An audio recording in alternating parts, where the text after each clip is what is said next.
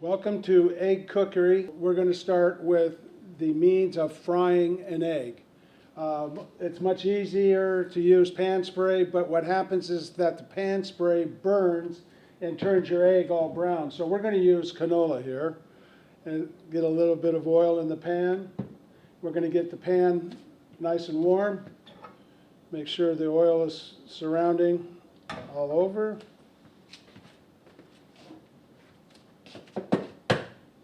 We're going to then get our egg into the pan.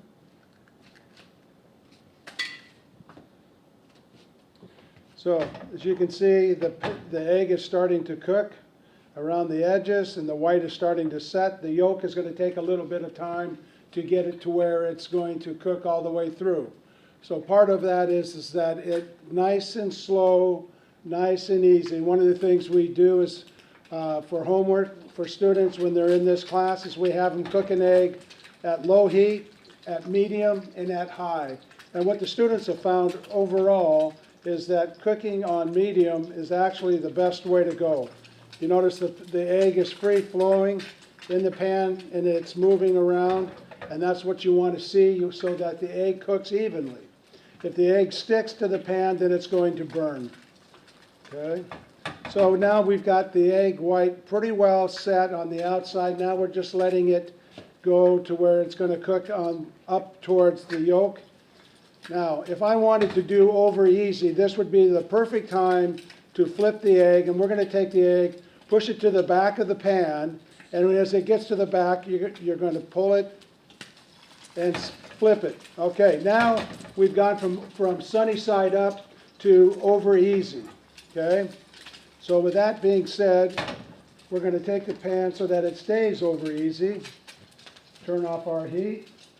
And then we're going to take the egg and we're going to set it right onto the plate. Very good. Okay, pan is still somewhat hot, which is what you want. You always want to start with a hot pan.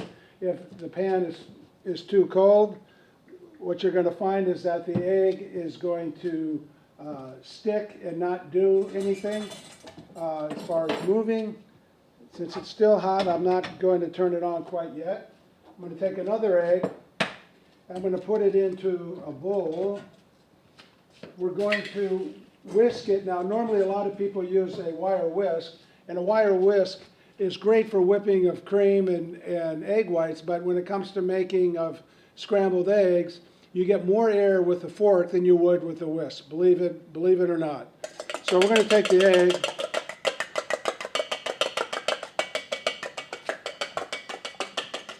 We're going to get it good and aerated. As you can see, the more air it gets into it, the egg turns lighter yellow, which means that it's got air in it.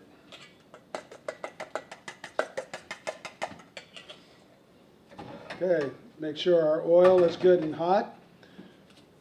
Keep it moving. I can feel the heat in the pan. So now we're going to pour the egg into the pan. You hear that sizzle? That is a good sign. That's what you're looking for and what you're listening for as well. Again, you want the egg to be moving around in the pan. Okay, we've got our omelet skin coming around and it's looking pretty good. It's got just a little bit of unsettled, uncooked egg in the middle, which is good. We're going to take our omelet, we're going to push it to the back, and we're going to then we're going to cheat here. Okay, you see the brown. Turn this off. You see the brown on this skin? This is what goes on the inside of the pan, or in the inside of the omelet. So we're going to take this brown part, push it to the end, and we're going to take our spatula, and we're going to roll it over, and you notice the outside does not have the brown. And that is what you're looking for when you're making an omelet, is to make sure the outside of the pan is not that brown. Okay, very good. So moving to a shirred egg, you're going to take the oil, just like you did with the sunny side and the over easy. We're going to then crack the egg into this. Again, we're going to make sure that it's moving. There it goes. All right. You want the egg to be spitting and sputtering. We're going to get it to share. We're going to cover it. And it's now going to steam in its own heat. Okay? Which is going to set the top of the egg, which is what we're looking for. Okay. Comes off. Now this comes and goes down and goes with the other egg.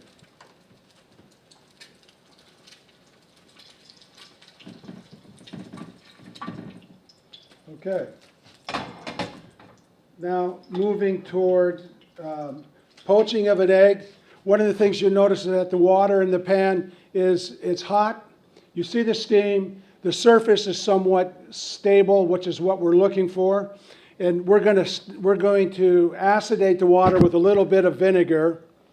And the vinegar helps keep the egg attached to itself so that when we go to add it to the water, it doesn't turn the water into a snowstorm, so to speak. Okay, so that's what we're looking for here. We're going to take our egg. We're going to take our slotted spoon and we're going to move the water a bit so that it's moving circular. Again, add the egg. And it should, as it's spinning, roll up onto itself. And you notice that there's a little bit of egg white, but not a great deal of it removed from the egg. And we're going to cook this approximately a minute to a minute and a half until everything is set up. I like minute and a half eggs because to me then when you cut them, they tend to run, and I like runny eggs. If you want an egg to be poached and not run, you need to cook it for up to 3 minutes or more, okay? Because you need it to be fully set. In this case, I want it to be half set and half runny because I like to soak it up with toast, even though I'm not supposed to eat toast. So if looking at the water, there's some egg around the outside, but it's all staying together and it's still moving. And as while it's moving, it's going to cook really well. And as you can see by the egg, it's still it's set, but it's still very runny. I'm going to give it about 20 more seconds, and then we're going to pull it out and set it on the plate, and then I'm going to cut it in half so that you can see what I'm talking about as far as it running. Okay? Okay. And you notice the effect of having a slotted pan, or excuse me, a slotted spoon, and it allows me to move it and not have any water onto the plate. Now the egg, as you can see, is somewhat set. Okay, and I can tell that this is going to be just what I'm looking for when I cut into it because see now, look at how it runs. This is what we're looking for in a poached egg. And the most classic way that I know of when poaching an egg is to poach it and put it on top of toast, and the toast soaks it in, and it's an old comfort food style of doing of eggs. Okay, so a couple other variations of eggs that we are going to do. We're going to add a little bit more oil. In this case, we're going to do what's called a basted egg. The one with the lid on top was known as a shirred because the natural steam of cooking the egg and then closing it cooks it on the top from the steam. Now, when we're going to do a basted egg, we're going to take the egg, we're going to crack it into the pan. Again, we want to get it so that it's cooking and that it's moving, get it to start to set. And in this case, we're going to take the oil that it's cooking in and we're going to then baste it on the top of the egg.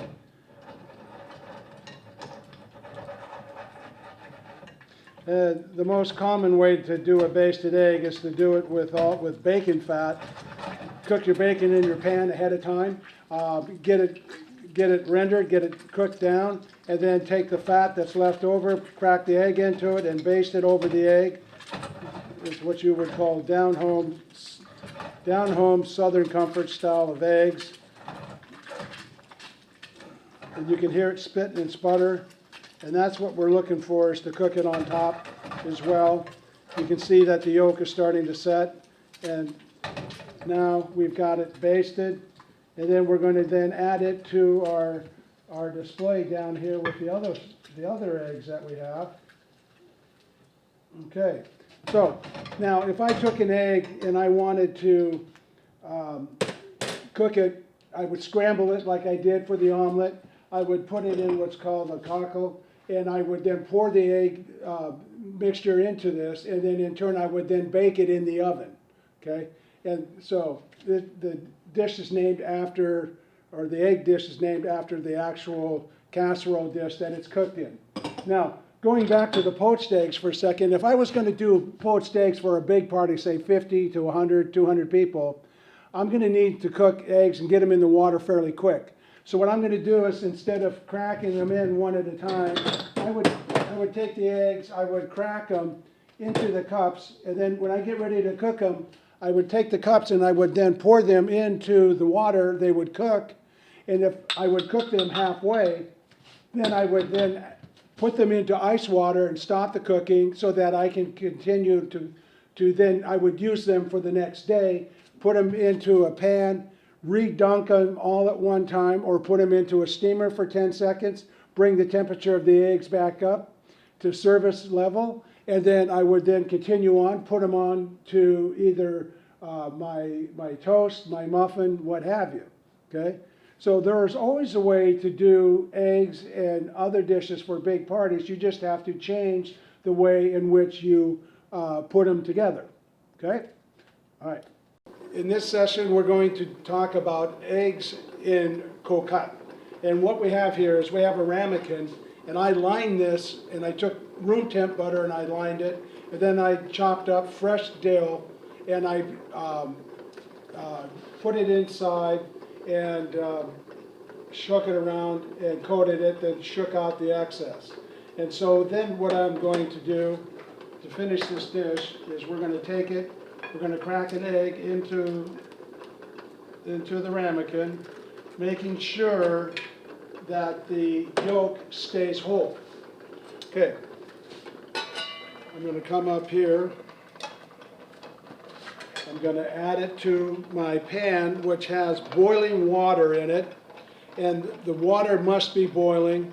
And what you can tell is when I put the lid down on this, it's going to rattle, and so you can hear that rattling even as we speak. I saw Jacques Pepin do this on a YouTube, and the whole key was that the water had to be boiling, and this is another version of a shirred egg, okay?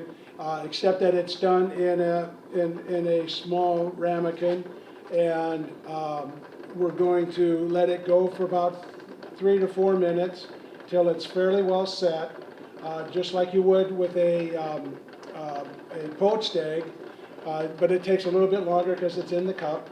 And then we're going to turn it out. Now you could put this onto a waffle, you could put it onto toast, you could put it on just about anything, or just simply what we're going to do is put it on the plate to show you what we have. And as you can hear, the water is still boiling and the ramekins are still moving, and that's the key to this. Okay, it's been about 3 or 4 minutes, and let's see what we have here.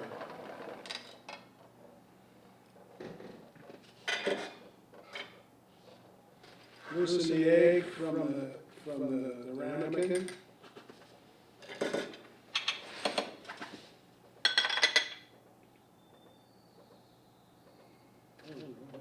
We have egg. So this would be another way of doing an egg, that if you wanted to do it and hold it and have company to come over, this would be one way that you could do that. So